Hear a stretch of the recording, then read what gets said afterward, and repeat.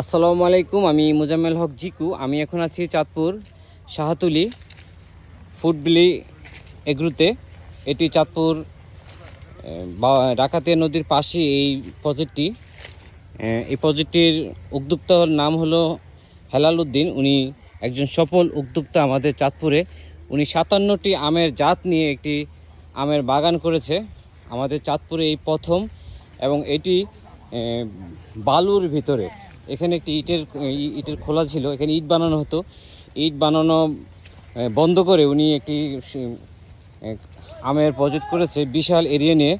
এখানে থোকায় থোকায় আম ধরে আছে। আপনারা আমার এই ভিডিওর মাধ্যমে দেখছেন বিভিন্ন জাতের আম, বিভিন্ন দেশের আম এখানে আছে।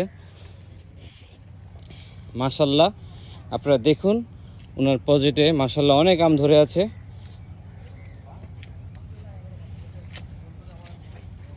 আমাদের চাঁদপুরে এই প্রথম 57টি জাত নিয়ে একটি আমের বাগান করা হয়েছে বিভিন্ন দেশের পরীক্ষামূলক।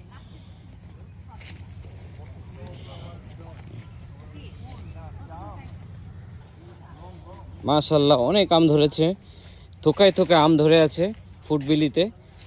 আপনারা আসলেই এখানে দেখতে পারবেন বিভিন্ন দেশের বিভিন্ন জাতের আম। এগুলো পরীক্ষামূলকভাবে চাষ করা হচ্ছে এখানে। আপনাদেরকে আরও কয়েকটি আম গাছ দেখাচ্ছি। এটি একটি বিশাল এরিয়া নিয়ে এই আমের বাগানটি করা হয়েছে। শুধু আম না, এখানে বিভিন্ন দেশের দুর্লভ বিভিন্ন গাছ আছে, ফুল আছে, ফল আছে। আপনাদেরকে আরও একটি আম গাছ দেখাচ্ছি। দেখুন থোকায় থোকায় এখানে আম ধরে আছে। একটি আম গাছ দেখুন, এখানে পাতা নেই, শুধু আম, কোনো পাতা নেই এই গাছের, শুধু আম। আপনাদেরকে আরেকটি গাছ দেখাচ্ছি ফুডবিলিতে। মাশাল্লাহ আমগুলো অনেক বড় বড় এবং চমৎকার কালার, চমৎকার কালার।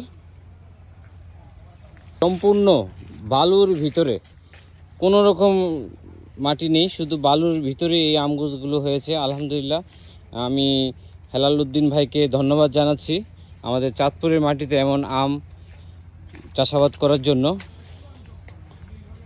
থোকায় থোকায় আম ধরে আছে।